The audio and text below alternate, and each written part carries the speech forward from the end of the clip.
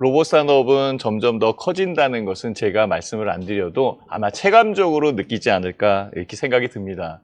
노동력 부족입니다. 지금 노동력 부족 때문에 해외 인력 수급 이런 쪽에도 굉장히 어려움을 겪는다라고 이렇게 얘기가 나오고 있고요. 우리나라 같은 경우에는 뭐 인구 절벽, 그래서 출산율이 세계 아래, 그러니까 최저에 해당되는 그런 상황이기 때문에 더 힘든 그런 상황인 것 같아요. 그러다 보니까 정작으로 뿌리 산업이라고 얘기할 수 있는 부분들, 뭐 조선이나 아니면 중소기업들 이런 쪽에 인력들이 부족한 그런 상황이죠. 그래서 대체 인력을 사용할 수 있는 부분들 이런 쪽이 확대되면서 로봇 산업은 더 커지고 있다라고 말씀을 드리고 싶어요. 자, 여기에 대기업들의 투자는요 그렇게 활발하진 않았습니다. 먼저 움직인 것은 중소기업이 먼저 움직였습니다. 그래서 중소기업이 먼저 감속기서부터 로봇 관련되어 있는 부분, 협동 로봇 이런 쪽으로 많이 하고 있었는데요. 대기업들이 진출을 하려다 보니까 이 시차가 있는 것 같아요. 그래서 각각의 기업들을 타진을 해서 지분을 참여하든지 인수를 하든지 이런 쪽으로 좀 넘어가고 있는 그런 상황인데요. 제일 크게 움직였었던 부분들의 인수 합병, 이거는 현대차 그룹의 보스턴 다이내믹스의 인수였었죠. 자, 그 이후에 삼성전자도 발빠르게 레인보우 로보틱스 거기에 지분 참여를 하는 그런 상황인데요.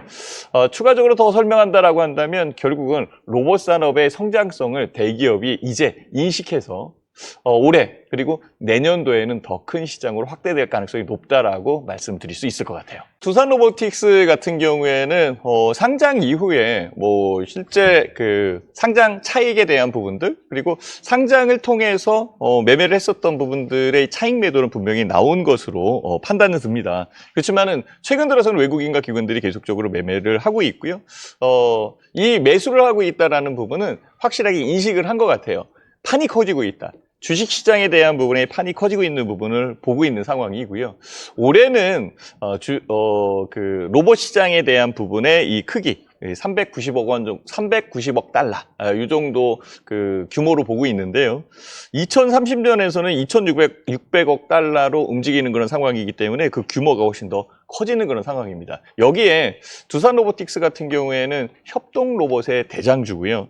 이 로보틱스에 대한 생태계를 확장시켜준 또 큰 기업이다라고 볼 수 있겠죠. 이 부분이 상장돼서 지금 움직이는 상태였는데 상장 차익에 대한 부분들 그리고 그 관련되어 있는 부분의 차익 매도 이런 것들이 있었기 때문에 약간 좀 밀린 그런 상황이 있지만은 현재 가격 흐름을 본다라고 한다면 추가적으로 더 상승할 가능성이 높다. 그래서 두산 로보틱스가 아마 따따상 들어오면은 10만 원이 넘는다, 10만 4천 원이다 이렇게 얘기한 적이 있었는데요. 그게 이제 불과 바로 지난달 움직였었던 그런 상황인데요. 지금 현재 봤을 때는 그 정도보다는 가격에 대한 가능성 부분을 책정하고 봐야 될 것 같아요. 그래서 8만 원에서 9만 원 사이까지는 움직일 수 있는 상황이고 현재의 시가총액이 3조 2천억 정도 되는데요. 이 3조 2천억이 적어도 5조 6조 7조 이 정도의 이 볼륨 규모까지 올라오지 않겠느냐라고 조심스럽게 저는 추적하고 있습니다. 얼마만큼 물량을 확보해 나가느냐 이게 더 중요한 것 같아요. 그래서 외국인들도 기관들도 다시 재차 매수하는 것 아닐까라고 보고 있고요. 성장산업군입니다. 로봇 관련되어 있는 부분은. 그래서 성장 가치에 대한 부분에 점수를 좀 많이 줘야 되지 않을까 이 생각이 제일 먼저 듭니다. 로봇 산업은요. 지금 현재 도입 단계에 있는 상황이죠. 도입해서 이제 성장기에 거쳐갈 가능성, 그러니까 거쳐가고 있는 이 과정을 거치고 있기 때문에 이때가 주가에 대한 부분이 제일 크게 움직일 때다라고 다시금 언급드리고 싶어요. 특히 여기에서 두산 로보틱스만 상장할 거 아니에요. 조금 있으면 한화 계열에 있고 HD 현대에 관련되어 있는 부분도 있고 여러 회사들이 계속적으로 로봇 큰 기업들이 들어올 가능성이 높은 상황이죠. 두산 로보틱스는요. 공모한 이후에 자금이 많이 들어왔습니다. 자금 많이 들어온 부분이기 때문에 부채 비율이 낮아요. 두산그룹에서 부채 비율 낮은 건 이 회사가 제일 유일하지 않나 이 생각이 들 정도인데요. 네. 그만큼 좋아졌다라는 얘기죠. 여기에 협동 로봇 분야에서 넘버원을 달리고 있고요. 서비스용 로봇까지 손을 대고 있다. 확장되고 있는 이 여건에서 두산 로보틱스는 얼마만큼 내가 보유하고 있느냐.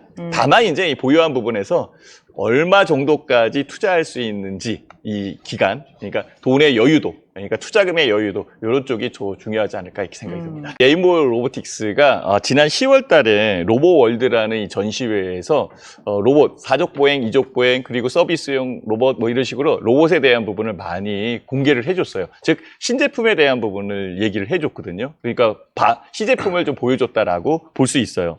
특히 삼성 같은 경우에는요 깜짝 놀랐을 것 같아요. 뭐냐면 현대차 그룹의 보스턴 다이나믹스가 2족 보행, 4족 보행 관련되어 있는 투자를 했던 거거든요. 근데 우리나라에서 2족 보행과 4족 보행을 할 수 있는 최초의 기업이 휴보에 대한 부분으로 레인보우 로보틱스가 딱 들어오는 거거든요. 그래서 레인보우 로보틱스에 올 초부터 투자를 했었던 그런 상황이고요. 그러다 보니까 성장력이 굉장히 세요. 지금도 뭐 시장이 아직 끝난 건 아니기 때문에 움직이는 걸 제가 보고 있는데요. 두산 로보틱스의 시총과 레인보우 로보틱스의 시총이 지금 경주마하는 것 같아요. 어느 쪽이 더 빨리 달리느냐 이거 하고 있는 것 같은데요. 지금 현재로 보니까 두산 로보틱스가 조금 더 앞서 있는 그런 상황으로 보입니다. 자, 삼성전자 전략적 제휴하고 있는 그 휴먼 로봇에 대한 부분에 레인보우 로봇의 성장성은 분명히 있는 상황이고요. 여기에 전략적으로 지금 접근하고 있고 삼성 월스토어라고 있어요. 이 급식 자동화 관련되어 있는 부분 이쪽에서도 지금 업무 협약을 하고 있는 상황이기 때문에 뭐 협동 로봇 2족 보행 로봇 아니면은 뭐 휴먼 로봇 관련되어 있는 여건에 그 제휴적 부분이 크다라고 판단을 할 수 있겠죠. 그래서 추가적으로 성장할 수 있는 부분은 훨씬 크다. 물론 가격적 부분은 올 초보다 레인보우 로보틱스가 많이 올라온 부분은 맞습니다. 올라왔지만 추가적으로 상승할 수 있는 공간이 더 있지 않겠느냐라고 판단을 해봅니다. 로봇에 굉장히 지금 진심이신 것 같은데 뉴로메카는 어떤 포인트 있을까요? 일단 뭐 협동 로봇 관련되어 있는 부분에 대장주다라고 이렇게 말씀을 드리고 싶고요. 인력난 관련되어 있는 부분 여기에 이 시스템 안정성까지 추가적으로 본다라고 한다면 성장성이 있다라고 저는 판단을 하고 있습니다. 이 로봇 섹터 가운데서 뉴로메카는 어떤 성장 동력을 더 가지고 있을까요? 공장 자동화 관련되어 있는 부분이 제일 클 거예요. 제품의 핵심 부분은 협동 로봇이고요. 협동 로봇 관련되어 있는 부분의 생산 그리고 제품들이 지금 많이 나오고 있죠. 뿌리 산업이라고 할 수 있는 부분들이 있어요. 중소기업이 있고 그다음에 조선 관련되어 있는 부분들 아니면 인력이 많이 필요한 공장에서 이 산업재에 대한 부분에서 분명히 있겠죠. 그래서 전체적으로는 인력 부족에 대한 돌파고 용접용 로봇 같은 경우에는 지금 시연도 하고 있는 그런 상황인데요. 굉장히 안정적인 시스템을 갖고 있다라고 이렇게 얘기를 하고 있어요. 특수 목적용 로봇이죠. 이런 것들은. 그리고 식품 가공 처리에 대한 부분들도 분명히 있는 상황이고 조리용 로봇 같은 경우에는 아마 TV에 대한 부분에서 많이 봤을 것으로 보입니다. 이런 시스템적 부분이 안정되어 있다는 게 굉장히 큰 부분이라고 저는 판단을 하고 있고요. 협동 로봇 시장 같은 경우에는 그 확장성과 유연성이 굉장히 높은 그런 상황이기 때문에 추가적인 성장 동력이 분명히 있다라고 언급드리고 싶습니다. 제 차트 보여주시면은 그 가격에 대한 부분 좀 보여드리고 싶은데요. 뉴로메카 지금 현재의 가격은 움직이지 않고 있고요. 실상은 여기서부터 상승을 한 그런 상황입니다. 상승에 대한 부분이 이렇게 나와 있는 그런 상황이고요. 그 여건에 지금은 요 안에 이 박스권 안에 갇혀 있는 그런 부분으로 보이죠. 그 보이는 부분에서 제일 중요한 것은 요 라인이라고 생각을 해요. 제가 아까도 그 박스권에 대한 부분에 돌파할 수 있는 부분이 제일 중요하다라고 말씀을 드렸는데요. 그 가격 대역에서 이 부분을 돌파시키는 것은 다른 건 없습니다. 거래량이죠. 거래량에 대한 부분이 있어야 움직이는 그런 상황이 나오거든요. 그래서 지금은 거래량이 없는 그런 상황이지만 거래량이 느는 그런 여건이 들어온다라고 한다면 분명히 이 가격 대역은 돌파할 거고 4만 원 이상 넘어갈 수도 있겠다라고 저는 판단을 해보고 있습니다. 네. 지금은 그 가격 대역 박스권의 상단 부분을 지금 보고 움직여야 되는 그런 상황이기 때문에 4만 원을 목표가로 보시고요. 손절 라인은 이 가격 아래쪽으로 밀려가면 불리할 수 있어요. 그래서 손절 라인도 지켜주시고 제가 보기에는 뭐 추가적인 부분 여건 본다라고 한다면 이 박스권 대역 위쪽에 이 가격 대역까지 볼 수 있으니까 좀 더 능동적으로 대처하는 게 맞지 않을까라는 그런 생각을 해봅니다.